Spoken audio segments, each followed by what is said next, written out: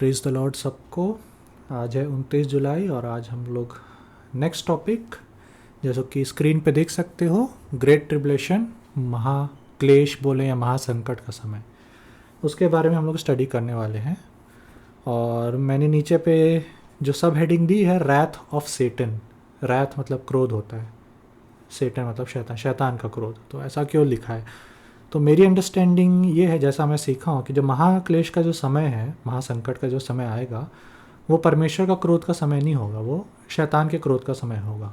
क्यों ऐसा बोल रहा हूँ, आज की स्टडी में हम लोग देखेंगे। ठीक है, तो अभी तक हमने स्टडी में क्या स्थापित किया है कि जो परमेश्वर का क्रोध है वो छठवीं मोहर, सातवीं तुरही और सातों प्यालों में पाया जाता है। और हमने यहाँ पे क्लियरली ये चीज़ को इस्टेब्लिश किया था कि सारी मोहर परमेश्वर का क्रोध नहीं है, लेकिन छठवीं मोहर परमेश्वर का क्रोध है। सारी तुरही परमेश्वर का क्रोध नहीं है, लेकिन सातवीं तुरही परमेश्वर का क्रोध है। और सातों प्याले सातवीं तुरही के अंदर आते हैं, और सातों प्याले परमेश्वर का क्रोध है। और सब के सब आर्मेगेडन के युद्ध में ख़त्म होते हैं, जहाँ प्रभु यीशु मसीह की वापसी होती है अपना राज्य स्थापित करने के लिए। तो वो है परमेश्वर के क्रोध का समय।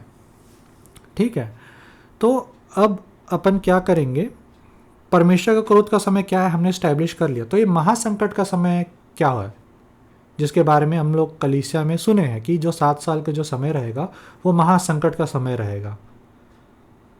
लेकिन मैं बोल रहा हूँ कि 7 साल का समय महासंकट का समय नहीं है। दूसरा कलीसिया में ये शिक्षा है कि वो जो महासंकट का समय है वो 7 साल पूरा परमेश्वर का क्रोध है। और मैं अभी तक की स्टडी में ये बताया हूँ कि महासंकट का पूरा 7 साल का समय परमेश्वर क्रोध नहीं है।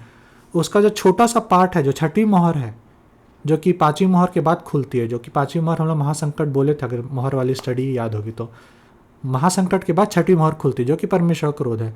7वीं तुरही परमेश्वर क्रोध है, और 7 प्याले जो कि आर्क ऑफ द बीस्ट लेने के बाद शुरू होते हैं उड़ेलना, वो परमेश्वर क्रोध है। मतलब मैं पूरे महाक्लेश को परमेश्वर क्रोध नहीं बोल रहा हूँ, उसका जो आखिरी का जो एंडिंग वाला पार्ट है, जब आर्मेगेडन का युद्ध होने वाला है, वो वाले पार्ट को बोल रहा हूँ। तो यहाँ पे टोटल कॉन्ट्राडिक्शन है ना, सेम चीज़ अपन बात नहीं कर रहे हैं।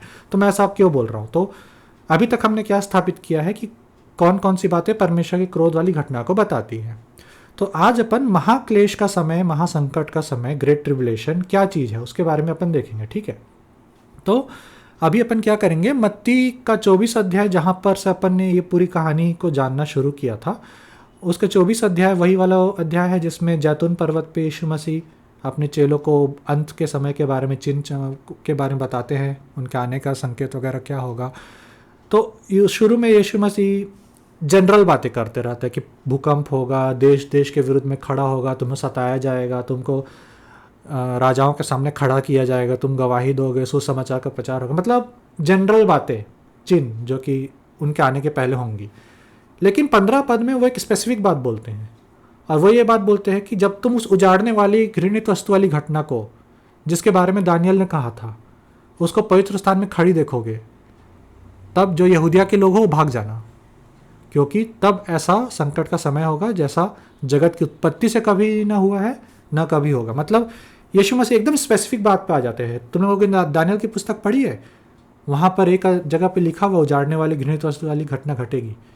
जब तुम उस घटना को घटता हुआ देखोगे पवित्र स्थान में, मंदिर के अंदर पवित्र स्थान में, है ना, यीशु मसीह एक नया डिटेल उसमें डालते जो कि दानियल नहीं बताया था कि पवित्र स्थान में घटेगा।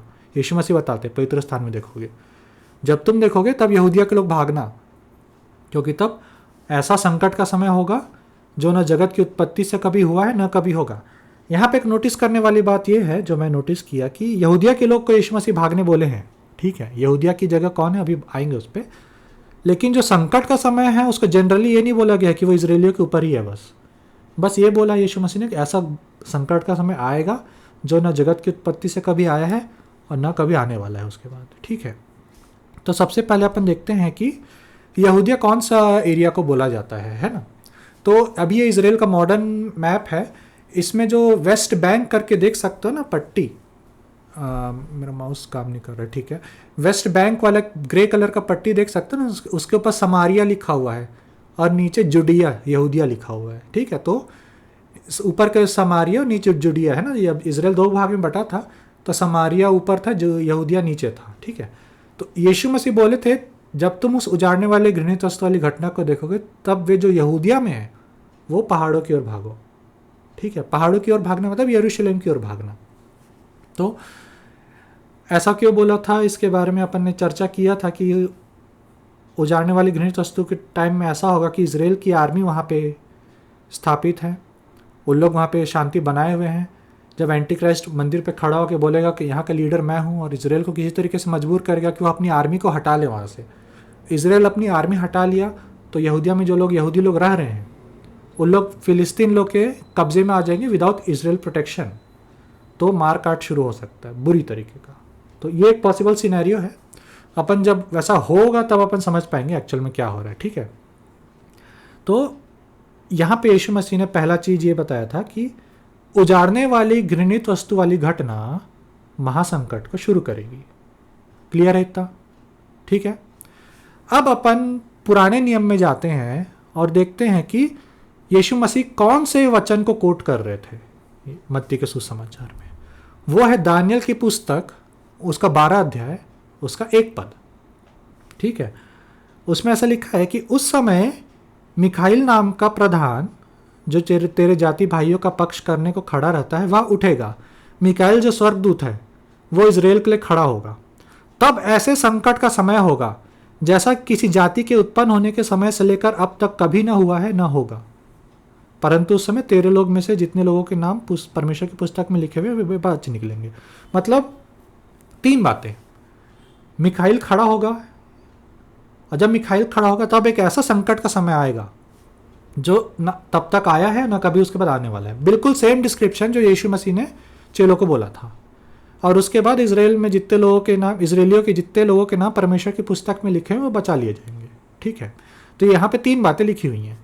तो गौर करने वाली बात यह है कि यीशु मसीह बोले थे उजाड़ने वाली घृणित वस्तु महासंकट को शुरू करेगी। दानियल की पुस्तक में बोलता है जब मिखाइल खड़ा होगा तो वह क्लेश का समय शुरू होगा। पूरी बाइबल में मिखाइल का वर्णन 3 से 4 जगह ही है। ठीक है, मेरे ख्याल से 2 बार तो दानियल की पुस्तक में है, एक यहाँ है और एक 2 अध्याय पहले है जब गब्रियल आके मिखाइल को दानियल को बताता रहता है कि मिखाइल मेरी सहायता कर रहा था वैसा करके। एक चर्चा है यहूदा की पुस्तक पत्री में जिसमें मिखाइल मूसा के शरीर के लिए शैतान से लड़ता रहता है, वो वाला चीज़ कुछ लिखा हुआ है। और एक जो आखिरी वर्णन है मिखाइल को प्रकाशित वाक्य की पुस्तक 12 अध्याय में है, जो कि आज का अपना मेन चैप्टर रहेगा। ठीक है, यहाँ तक हमने क्या इस्टेब्लिश किया है कि मिखाइल खड़ा होगा इजराइल के लिए, और मिखाइल के खड़े होने के बाद एक संकट का समय शुरू होगा। और यहाँ भी स्पेसिफिक नहीं बोला कि वो इजराइलियों पर ही सिर्फ होने वाला है, वो बस बोले कि संकट का समय ऐसा होगा जो ना जगत की उत्पत्ति से हुआ है ना कभी होगा। तो हम लोग मिखाइल कौन है पता है ना, आर्क एंजल बोलता है, मतलब नॉर्मल स्वर्गदूत रहते हैं। मिखाइल जैसे गैब्रियल है, अक्सर जो संदेश भेजे जाते हैं तो गैब्रियल के हाथ संदेश भेजे जाते हैं, तो एज अ मैसेंजर संदेश बांटने वाला काम करता है। मिखाइल जो है यूजुअली युद्ध से रिलेटेड वाले सिचुएशन में दिखाई देता है, तो ऐसा लगता है कि वो सेनापति टाइप का कुछ है। तो एक स्वर्गदूतों में कुछ ऊंचे पद वाला स्वर्गदूत है जिसको आर्क एंजल बोलते हैं इंग्लिश में। ठीक है, तो अब अपन जाएंगे जो आखिरी वर्णन जो मिखाइल का है वो प्रकाशित वाक्य की पुस्तक 12 अध्याय में पाया जाता है। जिन लोगों के पास बाइबल है खोल लीजिएगा इस चीज़ को, क्योंकि ये चैप्टर को अपन पूरा स्टडी करेंगे और इसमें समझने की कोशिश करेंगे कि यहाँ बात क्या हो रही है। ठीक है, तो चैप्टर ऐसे शुरू होता है 12 अध्याय पहले पद से। फिर मैंने स्वर्ग में एक बड़ा चिन्ह दिखाई दिया, अर्थात एक स्त्री जो सूर्य ओढ़े हुए थी और चांद उसके पांव तले था और उसके सिर पर 12 तारों का मुकुट था। पहला क्वेश्चन, ये लड़की स्त्री कौन है?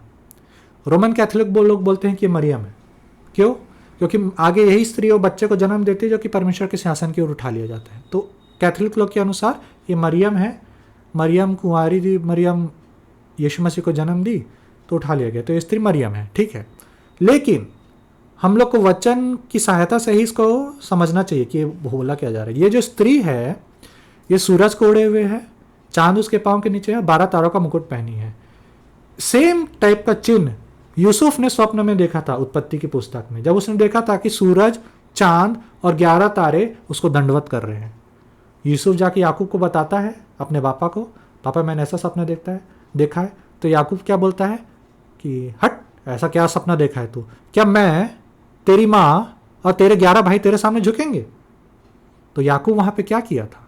उस स्वप्न का मतलब बताया था कि सूरज याकूब खुद है, चांद उसकी माँ है, और 12 तारे मतलब 11 तारे, 11 उसके भाई, 12वां तारा खुद है। इसका मतलब ये जो स्त्री है जो सूरज, चांद और 12 तारों से क्या ओढ़े हुए, पहने हुए है, ये मरियम नहीं, ये इजराइल देश है ना, पूरे इजराइल देश को दिखाता है ये स्त्री।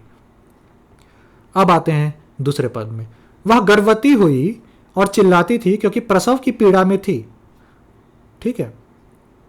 एक और चिन्ह स्वर्ग में दिखाई दिया, और देखो एक बड़ा लाल अजगर था जिसके 7 सिर और 10 सिंग थे, और उसके सिरों पर 7 राजमुकुट थे। ठीक है। पहला चिन्ह तो था कि एक स्त्री थी जो गर्भवती थी, बच्चे को जन्म देने वाली थी। अब दूसरा चिन्ह दिखाई देता है कि एक लाल अजगर है। ठीक है, 7 सिर वाला। ठीक है, जिसको अजगर को इंग्लिश में ड्रैगन बोला है। ठीक है। उसकी पूंछ ने आकाश के तारों की 1/3 को खींचकर पृथ्वी पर डाल दिया। वह अजगर उस स्त्री के सामने जो जच्चा थी, ताकि जो जच्चा को मेरे ख्याल से प्रेग्नेंट बोलते हैं ना, है ना, थी, खड़ा हुआ कि जब वह बच्चा जने तो उस बच्चे को निगल जाए। ठीक है। वह बेटा जनी जो लोहे के दंड लिए हुए सब जातियों पर राज्य करने पर था, और वह बच्चा एकाएक परमेश्वर के पास और उसके सिंहासन के पास उठाकर पहुंचा दिया गया।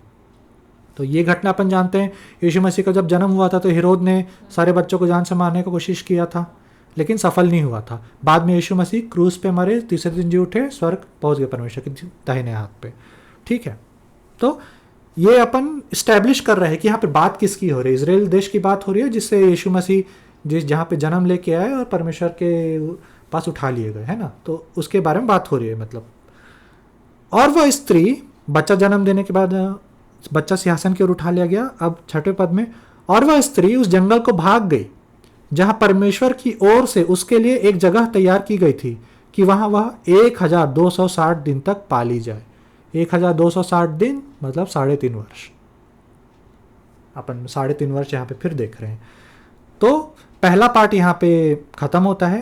यहाँ पे अपन ने क्या स्टैब्लिश किया? जो स्त्री है वो इजराइल है, जो अजगर है वो आगे पढ़ेंगे वो शैतान है, और जो यीशु मसीह को जन्म देती है और वो बच्चा सिंहासन की ओर उठा लिया जाता है और स्त्री जंगल में भाग जाती है। ठीक है। 1260 दिन 3.5 वर्ष के लिए क्यों भागती है आगे अपन देखेंगे। ठीक है।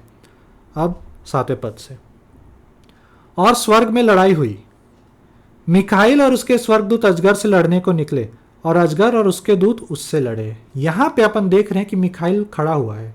क्यों खड़ा हुआ है? युद्ध के लिए। किसके साथ? अजगर के साथ। ठीक है। और उसके दूतों के साथ। पर प्रबल ना हुआ, अजगर प्रबल ना हुआ, और स्वर्ग में उसके लिए फिर जगह न रही। तब वह बड़ा अजगर, अर्थात वही पुराना सांप जो इब्लीस और शैतान कहलाता है, डेविल एंड सेटन, जिसको डेविल बोलते हैं, शैतान बोलते हैं, वही पुराना सांप जो और सारे संसार को भरमाने वाला है, पृथ्वी पर गिरा दिया गया, और उसके दूत उसके साथ गिरा दिए गए। मतलब मिखाइल, एक स्वर्ग में एक युद्ध होगा, मिखाइल खड़ा होगा शैतान से लड़ने के लिए, दोनों में लड़ाई होगी, शैतान हारेगा और पृथ्वी पर अपने दूतों के साथ गिरा दिया जाएगा। ठीक है।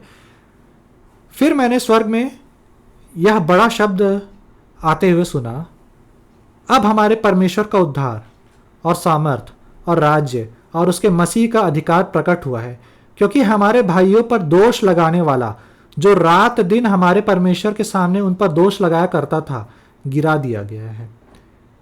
मतलब शैतान जो हमारे भाइयों पर दोष लगाया करता था, गिरा दिया गया है। ये वाली बात अपन जानते हैं, अय्यूब के ऊपर शैतान दोष लगाने के लिए पहुंचा था, है ना। अय्यूब पर दोष लगा रहा था, मतलब ये उत्पत्ति की बात नहीं है कि जब सृष्टि हुआ था शैतान पाप किया तो उस समय गिरा दिया गया, उस समय की बात नहीं, क्योंकि उसके बाद भी वह अय्यूब के ऊपर दोष लगाने के लिए परमेश्वर के सामने गया था। मतलब एकदम शुरुआत की बात नहीं है ये। ठीक है। लेकिन ये बोल रहा है कि वो गिरा दिया गया है, इसलिए परमेश्वर का उद्धार राज्य उसकी महिमा प्रकट हुई है, क्योंकि जो दोष लगा था गिरा दिया गया है। अब आगे, वे मेमने के लहू के कारण और अपनी गवाही के वचन के कारण उस पर जयवंत हुए। हमारे जो भाई लोग हैं जिन पर दोष लगाता था, लोग कैसे जयवंत हुए? मेमने के लहू के कारण और अपने गवाही के वचन के कारण उस पर जयवंत हुए। मतलब ये पुराने नियम की बात नहीं है। मेमने का लहू पुराने नियम में नहीं था, मतलब था लेकिन किसी को पता ही नहीं था। जब तक तो यीशु मसीह का बलिदान हुआ किसी को पता नहीं था मेमने का लहू से पाप क्षमा होते हैं, हमेशा का छुटकारा है। यीशु मसीह का बलिदान जगत की उत्पत्ति के समय से ही हो चुका है, लेकिन जब तक यीशु मसीह का बलिदान कलवरी पे हुआ नहीं और सुसमाचार फैला नहीं, किसी को पता ही नहीं था कि मेमने का लहू से पाप क्षमा होते हैं। मतलब कोई मेमने के लहू को क्लेम करके विजय पा ही नहीं सकता था। मतलब ये पुराने नियम की बात नहीं है, ये नए नियम की बात है। मतलब ये शैतान पुराने नियम में गिरा होगा, शुरुआत में गिरा होगा, उस समय की बात नहीं हो रही है। ये किसी ऐसे समय की बात हो रही है जब मेमने का लहू लोगों के पास होगा और एक समय आएगा जब मिखाइल खड़ा होगा, शैतान को हराएगा, शैतान पृथ्वी पर बांध दिया जाएगा। ठीक है। और उन्होंने अपने प्राणों को प्रिय न जाना, यहां तक कि मृत्यु भी सह ली। ठीक है। इस कारण हे स्वर्गो और उनमें रहने वालों मगन हो, स्वर्ग वाले तुम आनंद मनाओ, क्योंकि जो दोष लगाता है वो गिरा दिया गया है। हे पृथ्वी और समुद्र तुम पर हाय, क्योंकि शैतान बड़े क्रोध के साथ तुम्हारे पास उतर आया है, क्योंकि जानता है कि उसका थोड़ा ही समय और बाकी है। अब समझ में आ रहा है क्या हो रहा है? शैतान क्योंकि युद्ध हारा, अब वो स्वर्ग में दोष लगाने नहीं जा सकता, तो पृथ्वी पर बड़े क्रोध के साथ आ रहा है। और ये सब की शुरुआत क्यों हुई, कब हुई? जब मिखाइल युद्ध के लिए खड़ा हुआ। अपन ने दानियल की पुस्तक में पढ़ा था, उस समय मिखाइल खड़ा होगा तेरे लोगों के लिए, और तब ऐसा संकट का समय आएगा जैसा जगत की उत्पत्ति के समय से अब तक नहीं आया है। यहाँ अपन पढ़ते हैं कि मिखाइल शैतान से लड़ने के लिए खड़ा हुआ और उसको हरा दिया, और शैतान फिर स्वर्ग में उसका आना जाना बंद टोटली। तब शैतान के पास बचा क्या हो? परमेश्वर के लोगों पर दोष लगाने परमेश्वर की उपस्थिति में नहीं जा सकता। तो बड़े क्रोध के साथ धरती पर आ रहा है, क्योंकि जानता है कि उसके पास समय बाकी नहीं है। 13 पद से, जब अजगर ने देखा कि मैं पृथ्वी पर गिरा दिया गया हूं, तो उस स्त्री को जो बेटा जनी थी सताया। सबसे पहले इजराइल पर अटैक करता है। पर उस स्त्री को बड़े उकाब के 2 पंख दिए गए कि वह सांप के सामने से उड़कर जंगल में उस जगह पहुंच जाए जहां वह एक समय और समयों और आधे समय तक पाली जाए। स्त्री क्यों भागी थी जंगल में? शैतान से बचने के लिए। मतलब अपन पिछले पद में पढ़े थे ना, भाग जाती है बच्चा जन्म देके, क्यों भागती है? तो यहां बताता है कि शैतान स्त्री पर अटैक पहले करता है, लेकिन स्त्री को 2 चील के पंख दिए गए कि वह शैतान के सामने से उड़कर कब तक भागे? समय, समयों और आधे समय, 3.5 वर्ष। समय मतलब 1 साल, समय मतलब 2 साल, आधा समय मतलब आधा साल, 3.5 वर्ष। अपन ने ये पहले स्टैब्लिश किया था। और अगर याद होगा एंटी क्राइस्ट का स्टडी में, एंटी क्राइस्ट कितने समय तक संतों पर प्रबल रहेगा? समय, समयों, आधे साल। दानियल की पुस्तक 7 अध्याय 25 पद। सेम टाइम फ्रेम दोनों के लिए यूज हुआ है। इससे क्या समझ में आता है कि एंटी क्राइस्ट तब शासन करता रहेगा जब शैतान अपना क्रोध धरती पर उड़ेलता रहेगा, या बोल सकते हो शैतान अपना क्रोध एंटी क्राइस्ट के थ्रू धरती पर उड़ेलेगा।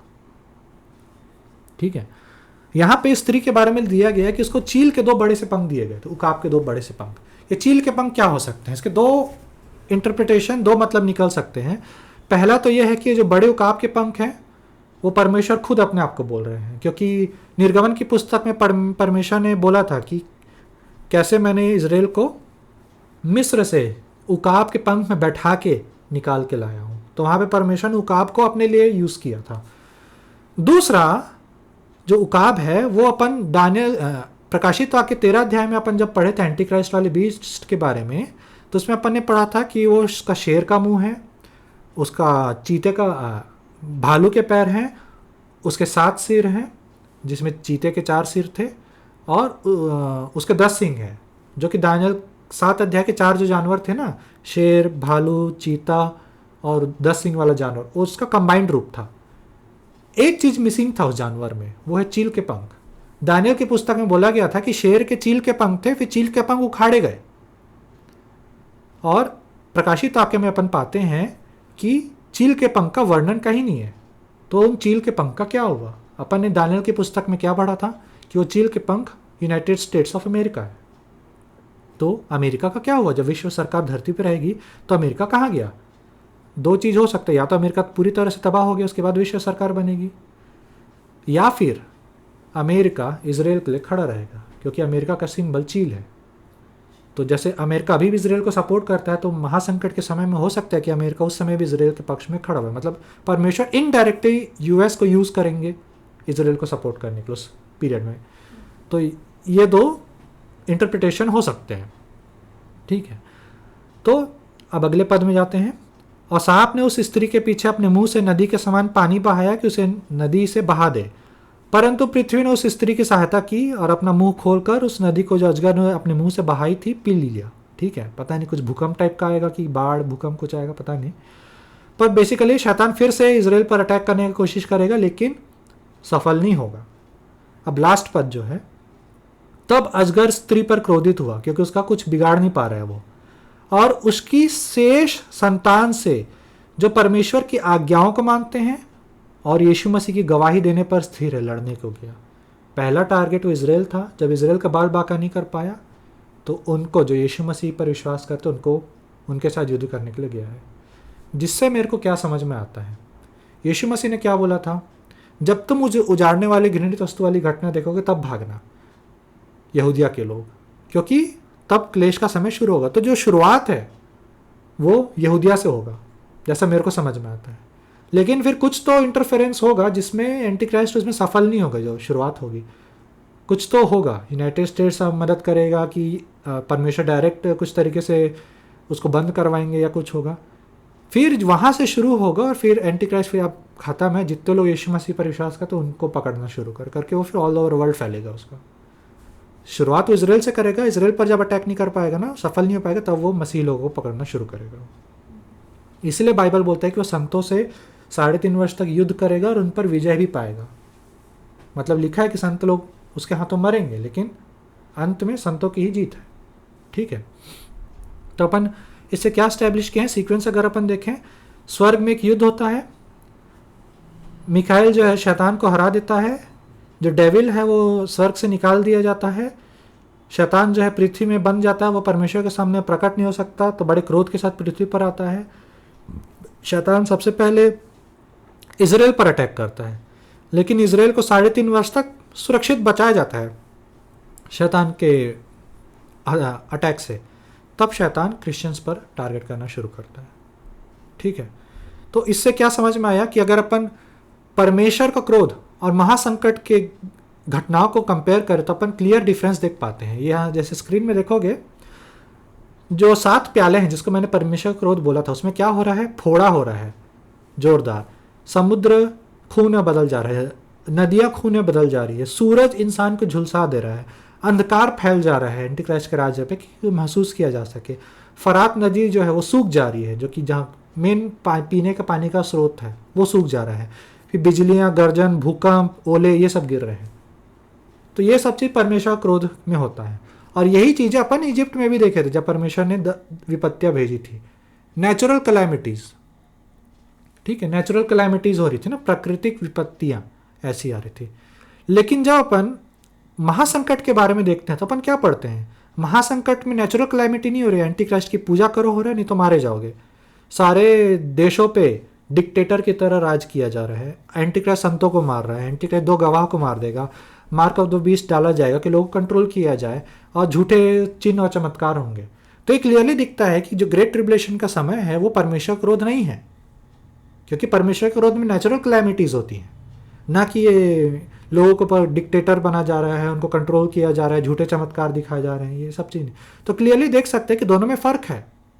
महासंकट में ये सब चीज़ें एंटी क्राइस्ट करेगा, लेकिन जब एंटी क्राइस्ट का 42 महीने का शासन खत्म होगा फिर परमेश्वर का शुरू होगा क्रोध। ठीक है, और एक और चीज़ उस पर आते हैं, दूसरा थेसलनिके की पत्री जहाँ आपने उजाड़ने वाले घृणित वस्तु वाली घटना क्या थी उसके बारे में जो अपन ने पढ़ा था ना, तो यहीं से अपन ने बताया था कि क्या चीज़ को तुम खड़ी देखोगे उजाड़ने वाली घृणित वस्तु में। तो अपन यही स्टैब्लिश किया था कि एंटी क्राइस्ट मंदिर में खड़े होकर खुद को परमेश्वर बोलेगा, यहाँ का बॉस मैं हूँ, यहाँ मेरा अधिकार चलता है ना। वो इनडायरेक्टली अपने आप को परमेश्वर बता रहा है, ये यहाँ तुम लोग का झगड़ा बंद करो, यहाँ का लीडर कौन है, मैं हूँ ना, तो मेरे हिसाब से चीज़ें होंगी, तुम लोग यहूदी फिलिस्तीन लोग झगड़ना बंद करो। मतलब वो इनडायरेक्टली जहाँ पे परमेश्वर ने अपना नाम होगा, यरूशलेम उस मंदिर में बोला था, वहाँ पे पाप का पुरुष, विनाश का पुत्र खड़े होकर बोलता है यहाँ का लीडर मैं हूँ। वो इनडायरेक्टली अपने आप को परमेश्वर बोल रहे हैं। ठीक है, तो अपन वो वचन को पढ़ेंगे। क्या लिखा था दूसरा थेसलनिके 2:3-4 में, किसी रीति से किसी के भी धोखे में ना आना, क्योंकि वह दिन ना आएगा। कौन सा दिन? यीशु मसीह का वापसी आना और हमारे यीशु मसीह से मिलना, वो वाला दिन ना आएगा जब तक धर्म का त्याग ना हो और वह पाप का पुरुष अर्थात विनाश का पुत्र प्रकट ना हो। यीशु मसीह की वापसी तब तक नहीं होगी जब तक पाप का पुरुष, विनाश का पुत्र प्रकट ना हो, जो विरोध करता है और हर एक से जो परमेश्वर या पूज्य कहलाता है, अपने आप को बड़ा ठहराता है, मतलब अपने आप को परमेश्वर से भी ऊंचा बताता है, यहाँ तक कि वह परमेश्वर के मंदिर में बैठकर अपने आप को ईश्वर ठहराता है। अपन ने बोला था उजाड़ने वाली घृणित वस्तु वाली घटना यही होगी। एंटी क्राइस्ट परमेश्वर के मंदिर में अपने आप को परमेश्वर बोल रहा है। और यीशु मसीह ने बोला था जब तुम उस घटना को देखोगे ना, भागना पहाड़ी की ओर। ठीक है, तो इससे क्या समझ में आता है हम लोग को कि मिखाइल जब खड़ा हुआ तब महासंकट का समय शुरू हुआ। मिखाइल क्यों खड़ा हुआ? शैतान से युद्ध लड़ने के लिए। और युद्ध का परिणाम क्या हुआ? शैतान हारा, स्वर्ग से निकाला गया, पृथ्वी पर क्रोध के साथ आया। ये एक चिन्ह अपन ने सीक्वेंस पढ़ा। यीशु मसीह क्या बोलते हैं? जब तुम उजाड़ने वाली घृणित वस्तु वाली घटना को देखोगे तब भागना, क्योंकि तब ऐसा संकट का समय होगा जो ऐसा आज तक न हुआ न कभी होगा। इन दोनों बातों से क्या समझ में आता है कि जब स्वर्ग में मिखाइल युद्ध के लिए खड़ा होगा ना, तभी धरती पे वह उजाड़ने वाली घृणित वस्तु वाली घटना होगी। या इसको मैं दूसरे तरीके से बोलूँ, कुछ लोग ऐसा बोलते हैं जो दुष्ट आत्माएं होती है उनका खासियत क्या रहता है कि वो इंसानों को पोजेस कर लेती है ना, उनके अंदर घुस कब्जा कर लेती है और उनको वश में कर लेती है, उनसे जो चाहे फिर करवाती है। तो कुछ लोग का कहना है कि शैतान खुद एंटी क्राइस्ट को वश में कर लेगा। तो इसको समझो, स्वर्ग में युद्ध होता है, मिखाइल शैतान को हराता है, शैतान धरती पे आता है क्रोध के साथ, क्योंकि स्वर्ग में खड़ा नहीं हो सकता, एंटी क्राइस्ट के अंदर घुस जाता है। एंटी क्राइस्ट मंदिर में आता है, बोलता है यहाँ का बॉस मैं हूँ, और जो अभी तक अच्छा लीडर बोल रहे होंगे उसको सडनली काया पलट हो जाता है, और इतना दर्दनाक लीडर जो कि आज तक मतलब पाप का पुरुष, विनाश का पुत्र, जो जिसके लिए ठहराया गया है, वो अपना जो काम है शुरू करता है। मतलब ये एक पॉसिबिलिटी हम लोग देखते हैं कि इस तरीके से चीज़ें हो सकती है। ठीक है, तो इससे अपन ने आज के स्टडी में यही स्टैब्लिश किया है कि जो महासंकट का समय है, मेरे हिसाब से कलीसिया उसमें से जाएगी। और उसके लिए इतना सब स्टडी अपन कर रहे थे कि लोग तैयार नहीं हैं उस चीज़ के लिए, है ना। आशा यही है कि संकट से पहले हम उठा लिए जाएंगे। लेकिन वही चीज़ मैंने इतने सारे जो लंबा स्टडी लिया वही स्टैब्लिश किया है कि 7 साल की भविष्यवाणी प्रकाशित वाक्य में नहीं पाई जाती, दानियल में पाई जाती है। फिर टॉपिक्स को कि तुरियाँ, प्याले, मुहर, ये सब मोहर और तुरही कुछ खुल चुके हैं। प्याले तो आखिरी में खुलेंगे, लेकिन कुछ बातें खुल चुकी है जो तुम लोग एक्सपेक्ट कर रहे हो कि बाद में खुलेंगी, कुछ ऑलरेडी खुल चुकी हैं। यीशु मसीह का आना और निकट है। तो यही सब इस्टेब्लिश करने के लिए कि हम लोग को वचन को फिर से समझने की ज़रूरत है कि वचन एक्चुअल में क्या बोलता है। तो महासंकट का समय मेरे को जैसे समझ में आता है, कलीसिया उसमें से जाएगी, क्योंकि वह परमेश्वर के क्रोध का समय नहीं है, शैतान के क्रोध का समय है। ठीक है, और परमेश्वर का क्रोध, महासंकट जब खत्म होगा उसके बाद परमेश्वर क्रोध शुरू होगा। जैसे अपन ने मुहर में पढ़ा था, 5वीं मुहर एक ऐसा समय जब संत लोग मारे जाएंगे। वो कौन सा समय है? महासंकट का समय समझ में आता है, क्योंकि 6वीं मुहर परमेश्वर क्रोध है, यीशु मसीह की वापसी है। तो यीशु मसीह की वापसी से जस्ट पहले संतों के मरने वाला समय क्या होगा? महाक्लेश का समय ही होगा। ठीक है, आखिरी पद, for God hath not appointed us to wrath but to obtain salvation by our Lord Jesus Christ. परमेश्वर ने हम लोग को क्रोध के लिए नहीं, बल्कि यीशु मसीह के द्वारा उद्धार पाने के लिए नियुक्त किया है। सही बात है, परमेश्वर का क्रोध हम पर नहीं आएगा। जैसे इजिप्ट पर क्रोध बरस रहा था, इजरायली लोगों पर कुछ नहीं हो रहा था। इजिप्ट पर अंधेरा छाया था, इजराइल पर उजाला दिख रहा था। तो परमेश्वर जानते हैं कि वो जब परमेश्वर क्रोध उड़ेले जाए तो कैसे अपने लोगों को बचाए।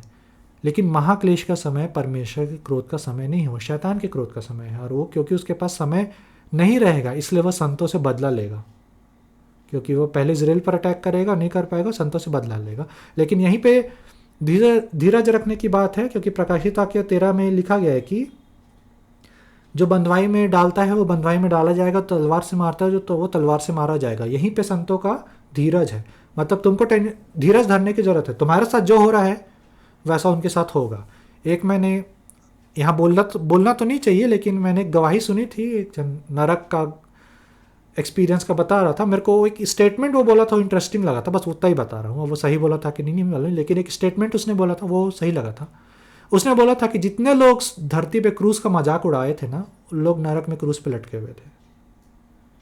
तो वो वाला स्टेटमेंट था, मतलब कि जैसा बाइबल में लिखा है ना, जो तलवार से मारेगा वो तलवार से मारा जाएगा। यही में संतों का धीरज है। तुमको धीरज धरने की जरूरत है। जो तुम पर सताएगा परमेश्वर पलटा लेंगे उसका। तो आज के स्टडी में ये इस्टेब्लिश किया गया है कि ग्रेट ट्रिबुलेशन डिफरेंट है रैथ ऑफ गॉड से, महाक्लेश अलग है परमेश्वर क्रोध से। महाक्लेश पहले आएगा, महाक्लेश के तुरंत बाद परमेश्वर क्रोध शुरू होगा और फिर यीशु मसीह आएंगे और सब चीज़ को स्थिर कर देंगे, हमें प्रतिफल में नया शरीर देंगे जिसमें कष्ट क्लेश कुछ नहीं होगा, आंसू आंसू कुछ नहीं होगा, है ना। तो उम्मीद है आज की स्टडी सबको हेल्प की होगी। परमेश्वर इन वचनों के द्वारा सबको आशीष दे। सबको जय मसीह की।